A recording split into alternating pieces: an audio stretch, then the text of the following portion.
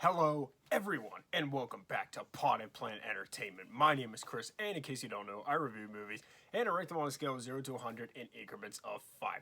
Today, we are going to be reviewing one of my favorite movies, American Psycho. Check out the shirt. Isn't it nice? It's so nice. I like touching it. It's just so nice. American Psycho is a movie that I love. It was a movie that the first time I watched it, I did like it, but I don't think I necessarily got it until I watched it again, and that was when I was like, oh yeah, this is a really, really great movie. I love this movie. Let's go ahead and talk about it. So, American Psycho came out in 2000, and it stars Christian Bale, Josh Lucas, Chloe Sevigny, Reese Witherspoon, Cara Seymour, Jared Leto, and Willem Dafoe. It was directed by Mary Herron, and it was produced by Joseph Drake, Michael Pesornik, and Jeff Sackman. This movie tells the story of a businessman in the late 80s who is mentally insane. And during the day, he's a businessman, but at night, he's a serial killer. And later on, when these night killings start to seep into his personal life during the day, this starts to take an effect on him, and things get out of wire for him. American Psycho. This is based on a novel that was written in the 80s. Now, 80s businessmen were very egotistical. They were all about power. They're really all about money. RoboCop does a fantastic job at doing a satire on what 80s businessmen were like. They were really about getting to the top. This movie does a great job doing a satire of them as well. And the novel was very controversial. And so when they were making a movie about it, obviously that was controversial too. In fact, so much so that while they were filming this movie, for the parts where they were in Patrick Bateman's office, they were originally using an office building, but there were protests outside the building over the movie, and so they had to film it on a set, which ended up working out better anyways, because the set, you would never guess it's a set. It's a really, really good set. But this is just all people saying things about a movie before it came out. This is why you should never be overly critical of films before you watch them. I remember when Joker, before that came out, people were saying that, like, mass shootings were going to happen because of that film. And it wasn't even a violent film. It was insane. So, it just goes to show how dumb people can be. Like, everybody got all up in arms about Robert Pattinson getting casted as Batman. A lot of people were mad about that. And he was great as Batman, even though I always knew he was going to be Batman. Just saying, I called it. All right. So before we talk about American Psycho, let's go over some of my favorite Patrick Bateman quotes. Cool it with the anti-Semitic remarks. I have to return some videotapes. Sabrina, don't just stare at it, eat it. In high heels, I like high heels. Hey, I'm a child of divorce. Give me a break. I like to dissect girls. Did you know I'm utterly insane? No, Lewis, it's not me. You're mistaken. Don't touch the watch. Maybe. I don't know.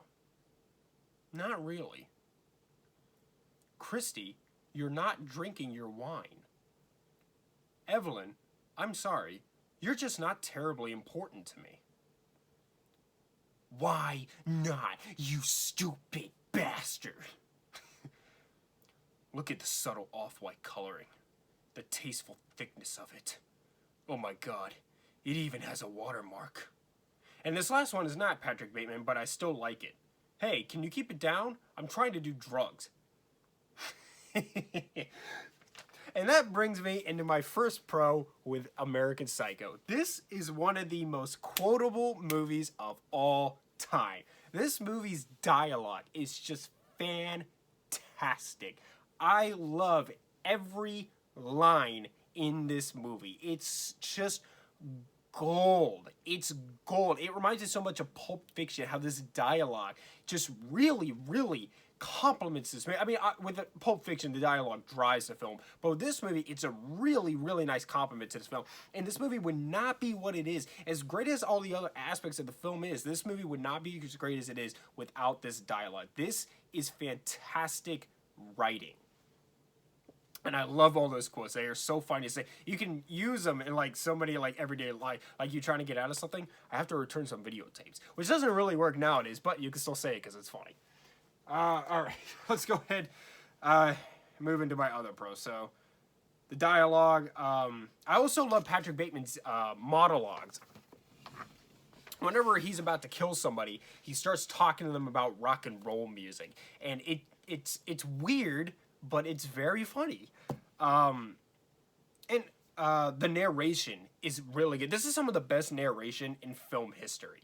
The narration really, really helps drive this film. Like I said with the subtle off-white coloring quote, when he's looking at his coworker's business card and he's really jealous of how nice it is. That scene would not be the same without that narration. It just wouldn't. So that narration really helps drive this film. It's also completely original. I mean, obviously it's based on a book, but the idea here is completely original. There is no movie out there like American Psycho. I think the closest thing to it would probably be Nightcrawler, but Nightcrawler isn't a violent film at all. But this is just such original film. This is why I love movies. It's because it's based on a book, but it so feels really original, and it's just fantastic all around. It's just Hollywood is so driven by spectacle nowadays. But this is what I want. This kind of original filmmaking. It's amazing. It is absolutely amazing.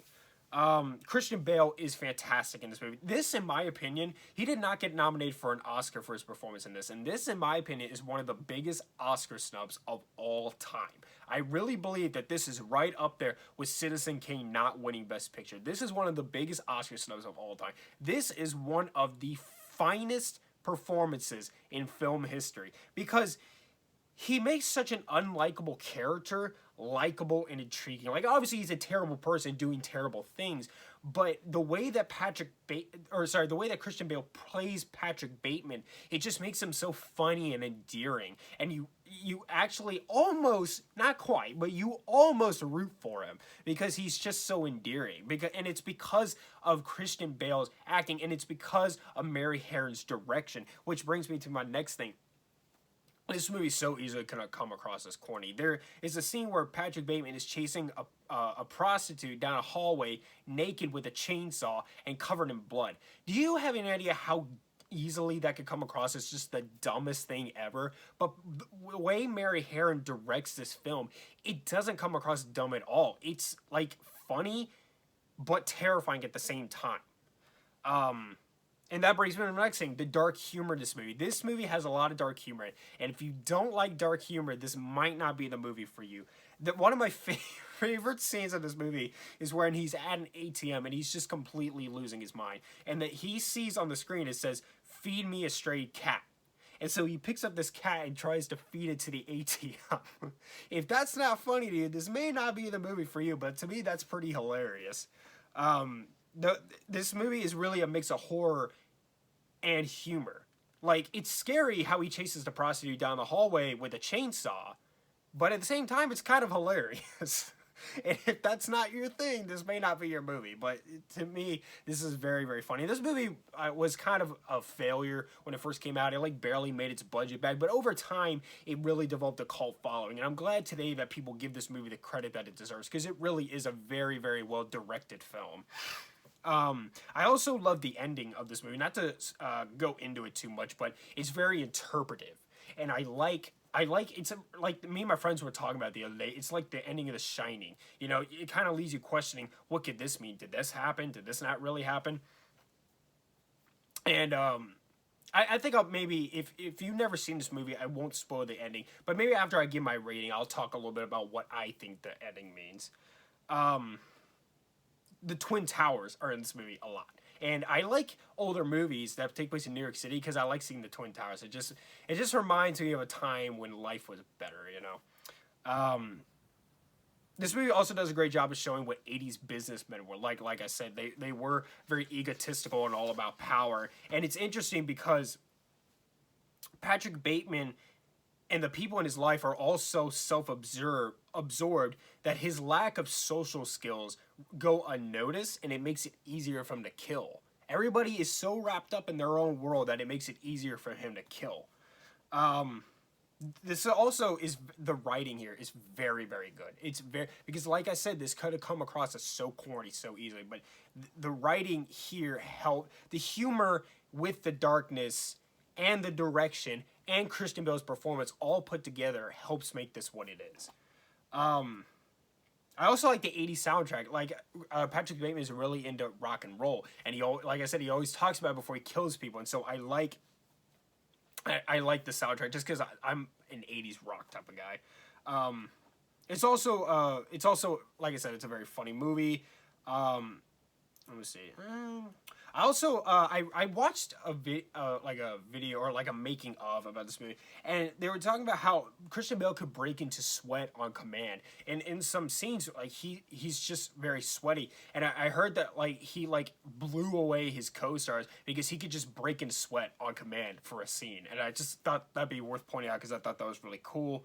I also like how the way the Christian Bale and Willem Dafoe scenes are edited together. Willem Dafoe plays a detective who's hired to investigate the disappearance of one of the co-workers that Christian Bale kills.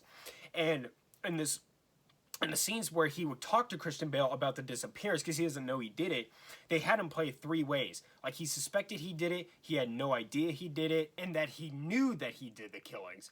And then they took those 3 and they edited them all together so that the audience is never sure what he's feeling. And when I watched the scenes before I knew that, I was always like, I can't tell how he's feeling. But now I know why. It's because the way that they edit the scenes, it really is genius. I also like the music. It complements the movie because it's like it's mainly the comedy aspect because it's light and it's classy.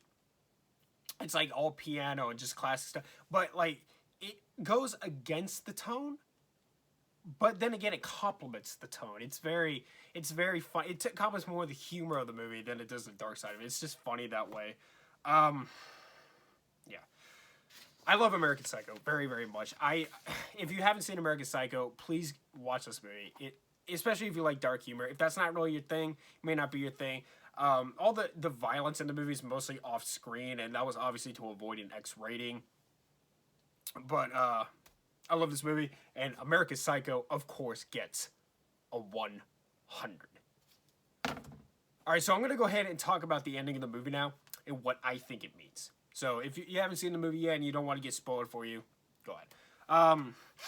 So the ending. So a lot of people say that they think that the ending means that he committed some of the murders, but not all of the ones he said he did. In the phone conversation when he's calling his lawyer, and he tells him he killed like this many people and this many people and this many people, and then he goes to the apartment where he was hiding these bodies, and they're not there anymore. And so a lot of people say, yeah, I think he killed some of those people, but maybe not as many as he said he did. Possibly, honestly, I'm more on the verge of like he didn't do it at all, because if he didn't kill Jared Leto's character, I have a hard time believing he killed anybody else. So I don't know. Maybe I'm kind of on the fence on it, but I like that this movie has an ambiguous ending. I do. I like how the movie makes us talk more about the movie after it's over. So I think that's pretty awesome. And yeah, that's it. So thank you so much for watching. Subscribe to Pilot Player Entertainment for more. Hit the like button, leave a review, suggestions, and comments down below. Follow me on Instagram at Pilot Player Entertainment for channel updates, and much love.